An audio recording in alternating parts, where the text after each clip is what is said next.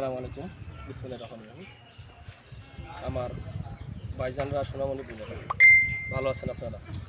আমিও ভালো আছি। বাংলাদেশে দিন দিন রাসেল ভাইপারস নামক একটা সাপ বাইরে চলতেছে, যারা আমরা গ্রাম বাংলা চন্দ্রগৌর বলেছি। এই সাপটা আগে ছিল না, বহুদিন বিলুপ্তির পথে ছিল। এখন হঠাৎ করে বাংলাদেশে এটা আবির্ভাব করতেছে। এই সাপটা আপনার খুবই বিষাক্ত। এই সাপটা আপনার কামড় দিলে ক্ষতস্থান ফুলে যায়, রক্ত জমাট, কিডনি আর ফুসফুস নষ্ট হয়ে যায়। ভারতীয় উপমহাদেশের মধ্যে বিষাক্ত সাপের তালিকায় এই সাপটা অন্যতম।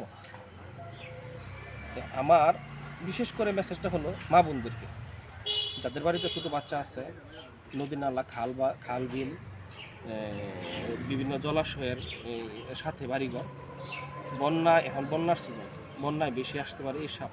তাহলে বাচ্চা শিশুদেরকে, পোলাপানদেরকে আপনারা সতর্ক রাখবেন, সাবধানে থাকবেন, নিরাপদে থাকবেন। ধন্যবাদ সবাইকে। আসসালামু আলাইকুম।